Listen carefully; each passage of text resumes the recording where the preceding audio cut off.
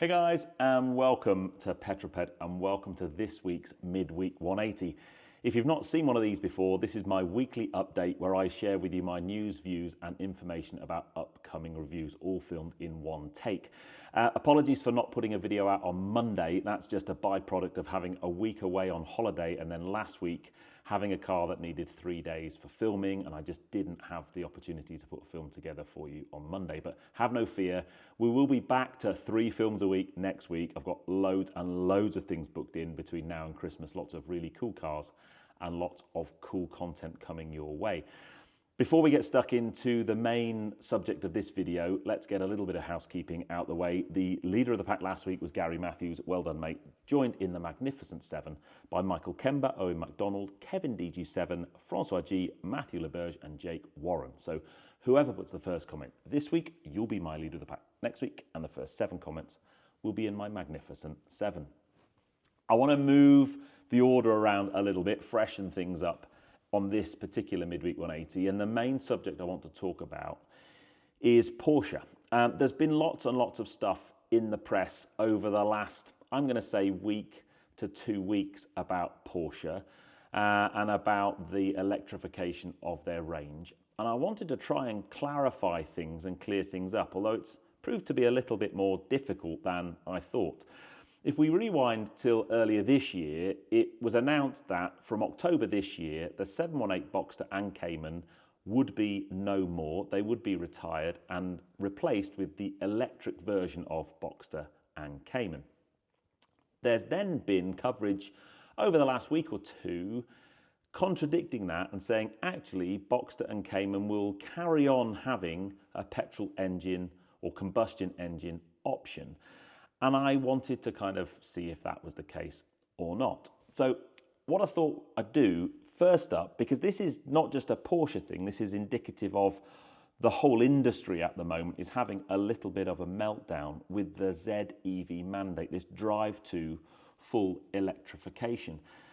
So I thought I'd start the video by just reminding us what the targets are for not just Porsche, but for every car manufacturer in the UK. There are similar targets in Europe and elsewhere, but I'm just specifically looking at the UK. So in 2024, last year, the target was 24% of all new car sales needed to be battery electric vehicles. And they just hit that target with a little bit of massaging, a little bit of creative accounting, a little bit of pre-invoicing, that kind of thing. This year, the target is 28%. And bearing in mind, we're just about to go into October. We've got a quarter of the year left. So I thought I'd just have a quick look. So according to the SMMT, which is the Motor Industry Governing Body, the Society of Motor Manufacturers and Traders, at the moment, so year-to-date car sales in the UK are just over 250,000, 254,666 to be precise. That is battery electric car sales. So we've sold just over 250,000 battery electric cars. That accounts for 21.5% of all car sales. That is some way off the 28% target this year. And even the optimist in me, I cannot see that 28% being hit in a month of Sundays. And what that will mean is for any of the manufacturers that don't hit that target, there are fines and penalties and so on. The target then in 2026 goes up to 33%. In 27 it goes to 38%, 28 it goes up to 52%, in 2029 up to 66%, and by 2030, 80% of all new car sales must be battery electric. And then if you spring forward to 2035, everything has to be battery electric. Now, I just can see a world of hurts coming down the train tracks at us. I've done videos on this before. I'm not the only one to do videos on this either. Harry's Garage has just done a brilliant video on this, and I'm not going to step on his feet. Go and watch it. I'm sure many of you have. It's brilliant. I wanted to give you my take on it, and specifically as a Porsche owner and someone who's had a Boxster and now has a Spider, I have a kind of vested interest in the Boxster Cayman platform and what's going to happen. So is the Boxster and Cayman going to be electric only, or are there going to be combustion engine versions? Well, I reached out to Porsche and they said that they would not comment on that specifically, but they did give me a link to a press release that they released very recently. And what I'm going to do, and this is unlike me, I'm going to read some of the press release out because I think that just gives you a really good understanding of where they're coming from, and then we'll kind of try and dissect that and see what they're actually saying. So the top kind of level bits of the press release. Number one, the product range is to be specifically supplemented by brand defining vehicle models with combustion engines. Straight away, that to me says that Porsche are continuing to deliver combustion engine vehicles for their customers. Now, there's not a time frame on that, and actually if you look at the ZEV mandate targets, there's the ability to do that all the way up to 2034, really, in smaller numbers each year, obviously.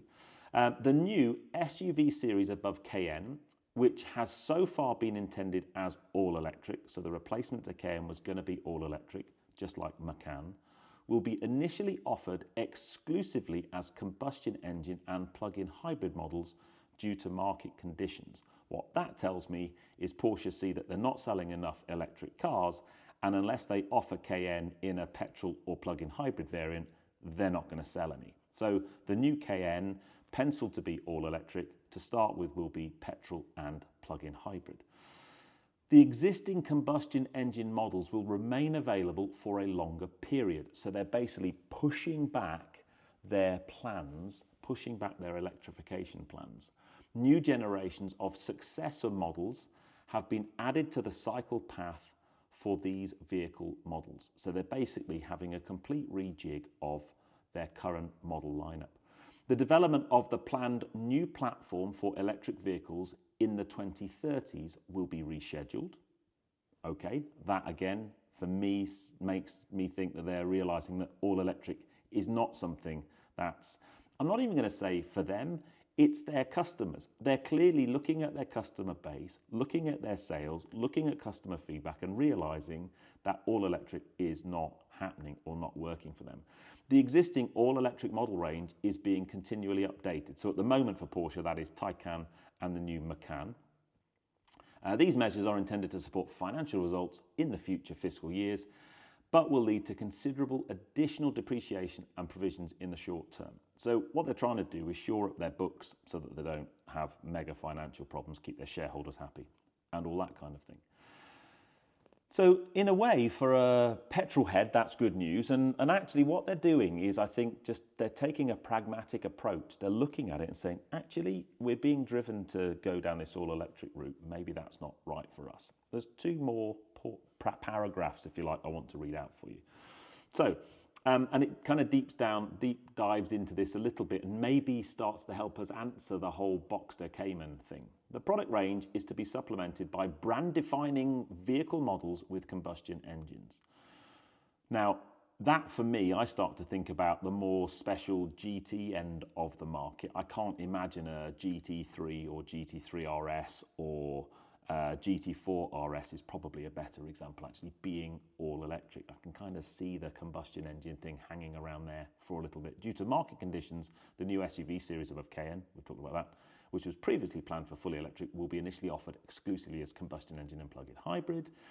Current models such as Panamera and Cayenne will be available with combustion engines and plug-in hybrids well into the 2030s. Excellent.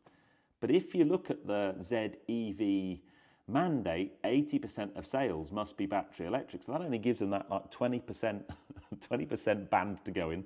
The next generation of successor models, we talked about the cycle path being for those models. In return, due to the delayed ramp up of electric mobility, the market launch, and this is the interesting bit for me, the market launch of certain all-electric vehicle models is planned to take place at a later date. In particular, the development of the planned new platform for electric vehicles in the 2030s is to be rescheduled. the platform is to be technologically redesigned in coordination with other brands in the Volkswagen Group. This is the company's response to significant slower growth for the demand of exclusive battery electric vehicles. Nevertheless, all existing all-electric model range is being continuously updated with Taycan, Macan, Cayenne, and here's the important bit for me, and the future two-door car in the 718 segment.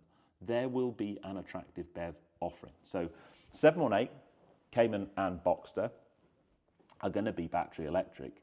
The question is, and if you look at, I think it was Moto One did an article I saw online where they had some supposedly slides from internally within Porsche, and they did have a nod to the fact that 718 may well have some kind of class leading or the kind of the high-end model available in combustion. Now, for me, I can see that as the kind of GT department cars being still available in combustion. My challenge I have with that, and again, I would have really liked to get a comment from Porsche. My challenge I have with that is the new 718 Boxster and Cayman platform has been developed to be a battery electric platform. And that generally then rules out sticking a combustion engine in it. So if you have got the RS end of the market where they're doing combustion, I'm not quite sure how that sits with a platform and car capability. So I'm going to be really interested to see where that goes and where that leads. Now my take on the whole drive towards electric. I can only see one course of action that's needed now with the manufacturers, and that is to lobby / work with the various authorities that be at governmental level, at regulatory level, to really take a very good close look at what's happening in the industry, because if they don't, I can only see bad things happening. My challenge is I see EVs having a place in the market, and they are brilliant at certain things. Certainly city cars, things like Renault 5s and that kind of thing, are brilliant at battery electric. But the more performance-oriented segment, the larger family car segment, they start to be more compromised. And I think what we should do actually is allow these automotive manufacturers like Porsche to use technology to lower emissions, because I think we'll all agree that emissions are an issue. And I haven't put the video out yet, but I've only just given back the new 911 Carrera GTS T Hybrid. And that is a brilliant example of what someone like a Porsche can do to reduce emissions in a vehicle to comply with regulations, but still provide an incredible performance sports car.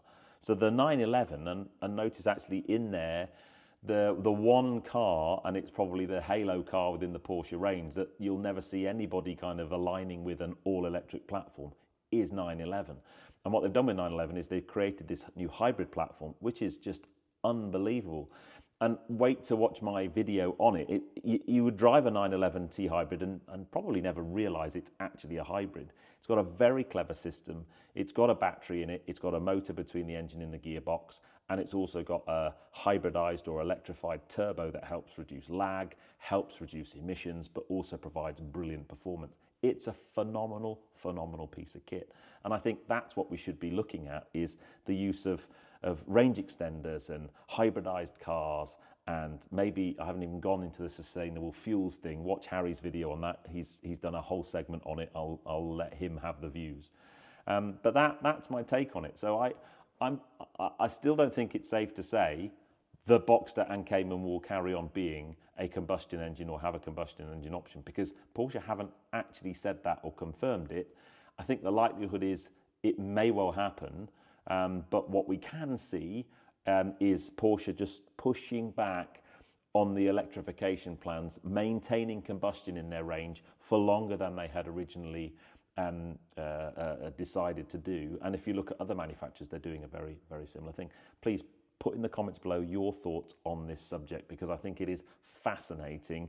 And I can't wait to get to the end of the year to see how close to that ZEV mandate target of 28% we get. I don't think we're going to get anywhere close to it.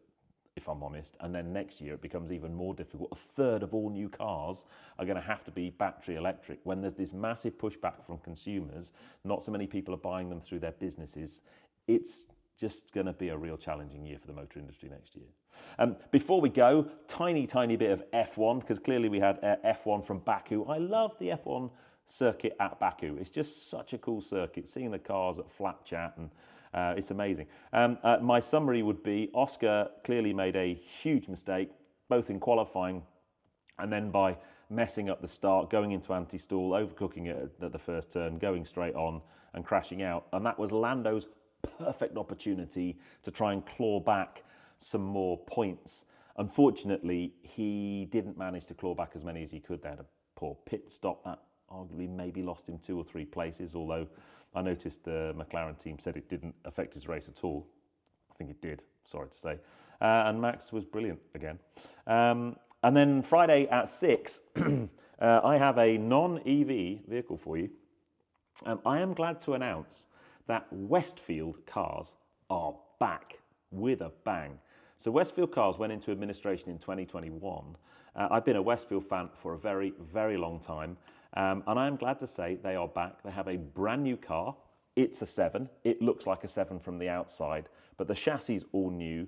The engine has been designed and derived by Westfield, and it is a sensational thing. I drove it yesterday. I'm doing the edit at the moment. Luckily, I had dry weather, bright sunshine, and I get a really good deep dive into the car with a good friend of mine, Ed, who's actually working with Westfield on the development of the car and the development of the business, because they've got a number of different vehicles in their model range. They've got the Westfield 7, the new one. They've also got Chesil Speedster, because that was acquired by Westfield at the back end of the teens. I think it was like 2017, 18, something like that. They've got the Ansted Tipo historic Formula One car that's based on a Mazda MX-5. And they've got the original Westfield 11 as well. So there's loads and loads of things to kind of chat about and deep dive in. So please join me on that one on Friday at 6. And then tomorrow I'm picking up a really cool press car that'll be coming to the channel soon. Friday, I am driving, if the weather's nice, and hopefully it will be, an original Lola T70 on the road. It's like a Can-Am car on the road, straight pipe V8, bring it on, can't wait. And that'll be coming to the channel soon as well. Anyway, let me know what you think about the whole electrification, Porsche, pushing back on EV, Boxster Cayman, electrified thing. I would love to know your thoughts, but if you enjoyed that one, please give me a thumbs up. Comments below are always welcome. And if you haven't done so already, please subscribe to Petrol